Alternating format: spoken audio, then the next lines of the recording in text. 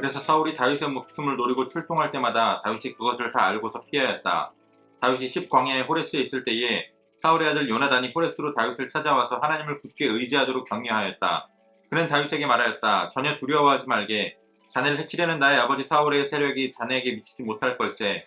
자네는 반드시 이스라엘의 왕이 될 걸세. 나는 자네의 버금가는 자리에 앉고 싶네. 이것은 나의 아버지 사울도 아시는 일일세. 이리하여 이 두 사람은 다시 주님 앞에서 우정의 언약을 맺었다. 그리고 다윗은 계속 호레스에 머물렀으나 요나단은 다시 집으로 돌아갔다. 10사람 몇이 기브아로 사울을 찾아 올라가서 밀고 하였다. 다윗은 분명히 우리가 있는 호레스 산성 속에 숨어 있습니다. 바로 여시몬 남쪽에 있는 하길라 산 속에 숨어 있습니다. 임금님이 지금 당장 내려가기를 원하신다면 그렇게 하시기 바랍니다. 그를 잡아서 임금님의 손에 넘기는 일은 저희가 맡아서 하겠습니다. 사울이 말하였다. 당신들이 나를 생각하여 그토록 정성을 보여주었으니 주님이 주시는 복을 받기를 바라오. 당신들은 가서 빈틈없이 준비하시오. 그자가 도망다니는 곳이 어디이며 누가 어디서 그자를 보았는지 자세히 알아보시오. 내가 듣는 바로는 그는 매우 교활하오. 당신들은 그가 숨을 만한 모든 은신처를 자세히 살펴본 다음에 틀림없는 정보를 가지고 나를 찾아오시오. 그러면 내가 당신들과 함께 가겠소. 그가 이 나라 안에 있기만 하면 내가 유다의 마을들을 남김없이 다 뒤져서라도 그를 찾아내고야 말겠소. 이리하여 그들이 일어나 사울보다 먼저 십광야로 떠나갔다. 이때 다윗과 그의 부하들은 여시몬 남쪽의 아라바에 있는 마온 광야에 있었다. 사울도 부하들을 거느리고 다윗을 찾아 나섰다. 누가 이 사실을 다윗에게 알려주니 그가 마온 광야에 있는 바위로 내려갔다. 사울이 소식을 듣고 곧 마온 광야로 가서 다윗을 추격하였다. 이리하여 사울은 산 이쪽에서 쫓아가고 다윗과 그의 부하들은 산 저쪽에서 도망하게 되었다.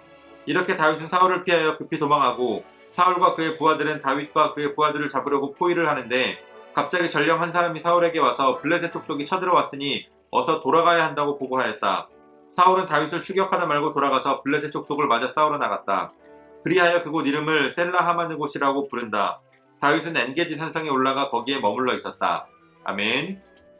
6월 14일 화요일 오늘의 매일 성경 본문 말씀은 사무엘상 23장 15절로 29절까지의 말씀입니다.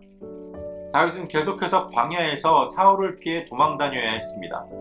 그러나 어제 우리가 묵상한 것처럼 하나님께서 다윗을 사울의 손에 넘겨주지 않으셨기 때문에 사울은 600명이나 되는 다윗의 무리를 찾지 못하고 계속해서 다윗을 놓치고 있었습니다. 그래서 오늘 본문 15절에 사울이 다윗을 잡으러 출동할 때마다 다윗이 미리 알고 피할 수 있었던 그것은 단순히 다윗 자신의 지혜가 아니라 하나님께서 그를 건져주시고 하나님께서 그를 보호해 주셨음을 의미합니다. 그래서 광야에서의 피난길은 결코 쉬운 길이 아니었지만 하나님께서 함께 하심으로 그 길은 고난이 되지 않고 하나님께서 동행하시는 안전한 길이 될 수 있었습니다. 뿐만 아니라 다윗은 그 안전한 광야 생활 가운데에 그가 왕으로서 갖추어야 할 모습들을 갖추어가는 훈련의 시간들을 보내게 됩니다. 특별히 오늘 본문을 보게 되면 요나단이 다윗을 찾아오게 되는데요. 이것은 다시 한번 그동안 다윗이 피할 수 있었던 것이 하나님의 은혜였음을 알게 해주는 그러한 부분입니다. 그 당시에 어떤 GPS 기술도 없고 내비게이션, 요즘과 같이 메신저, 카카오톡이 있는 것도 아니고 자신의 아버지를 피해서 도망다니는 그 다윗을 요나단이 찾아간다라고 하는 것은 요나단 자신에게도 굉장히 위험한 일이었고 또한 그러한 요나단을 받아들이는 다윗에게도 굉장히 위험 부담이 있는 일이었습니다. 그러나 다윗에게는 하나님 앞에서 우정의 언약을 맺었던 그 요나단의 위로가 필요했습니다. 요나단은 다윗을 향해서 결코 아버지가 그를 죽이지 못할 것을 이야기하면서 그가 왕이 될 것이며 자신은 그저 그의 버금가는 그의 다음가는 그 자리에 앉게 될 것을 이야기합니다. 그러면서 다시 한번 하나님 앞에서 다윗과의 우정 언약을 맺고 또 집으로 돌아가게 됩니다. 이렇게 다윗과 요나단 또 다윗과 사울의 관계가 대조되는 가운데에 또 다른 사람들이 대조적인 모습을 보여주고 있습니다. 먼저 십광야의 사람들은 사울을 찾아가서 다윗이 우리들 가운데 있으니 당신이 말만 하십시오. 말씀만 하십시오. 그러면 우리가 가서 다윗을 잡아다가 당신 앞에 바치겠습니다. 라고 이야기합니다. 그 말을 들은 사울은 당신들이 나에게 이렇게 충성했으니 주님께서 당신들에게 복을 내리실 것이라 말합니다. 그러면서 다윗이 그렇게 도망다니면서 자신의 손에 잡히지 않는 것을 두고 이것을 다윗의 교활함이라고 이야기합니다. 하나님을 떠난 자가, 하나님께 버림받은 자가 주님의 복을 빌고 또 주님의 도우심을 받아 피할 길을 얻는 다윗을 향해서 그를 교활하다라고 이야기합니다. 그러나 그렇게 다윗을 고발하는 10광야의 사람들과 대조되는 어떤 사람들이 등장합니다. 이들은 이름도 출신도 기록되지 않은 자들입니다. 그러나 이 사람들은 하나님이 함께 하시는, 특별히 하나님께서 다윗을 지켜주시는 그 일에 함께하는 자로 동역하게 됩니다. 다윗에게 사울이 그를 잡으러 오게 될 것임을 경고합니다. 그래서 다윗은 다시 한번 또 광야길로 나가게 되죠. 이제는 사울이 산 이쪽에서 쫓고 산 저쪽에서 다윗이 도망하는 굉장히 급박한 상황이 되었습니다. 그러나 이번에도 역시 사울은 다윗을 잡을 수가 없었습니다. 한 전령이 사울을 찾아와서 블레셋이 우리를 공격하고 있으니 당장 가서 블레셋과 싸워야 합니다 라고 이야기한 겁니다.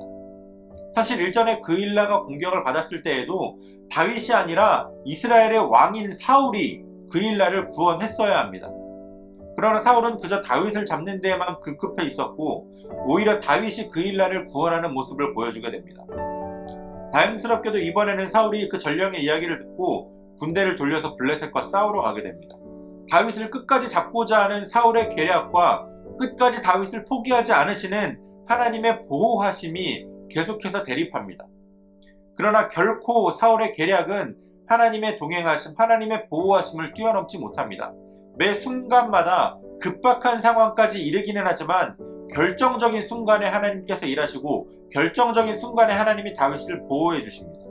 오늘 우리가 왕궁에 거하고 있는가, 아니면 오늘 우리가 광야에 거하고 있는가는 중요하지 않습니다. 중요한 것은 하나님이 우리와 함께 하시는가, 하나님이 결정적인 순간에 우리를 건져주시는가, 하나님께서 결정적인 순간에 닫혀진 문들을 열어주시는가, 이것이 중요합니다. 십광야 사람들이 사울에게 다윗을 팔아넘기고자 하지만 하나님께서 어떤 사람들을 보내셔서 그들을 건져주셨고 또 하나님의 이방인인 블레셋을 세우셔서 다윗을 건져내 주십니다. 오늘 여러분들의 삶은 얼마나 희망차고 정말 소망이 가득한 모습으로 살아가십니까? 비록 우리의 눈으로 보기에는 계속해서 급박한 상황들만 이어지는 것 같고 정말 우리의 인생이 산 넘어 산인 것 같은 어려운 상황들을 계속해서 마주하게 될지라도 하나님이 우리와 함께 하시면, 하나님이 우리를 붙들어 주시면 우리는 결정적인 순간에 우리를 건져내시는 하나님의 은혜를 날마다 경험하며 살아갈 수 있을 것입니다. 오늘도 이러한 은혜가 충만한 삶을 살아가시는 저와 여러분들이 되어주시기를 소원합니다. 오늘도 우리에게 주신 본문의 말씀을 몇 차례 더 묵상하시면서 여러분들을 개별적으로 깨닫게 하시는 하나님의 말씀을 묵상하시고 각자의 기도로 오늘의 묵상을 마치도록 하겠습니다.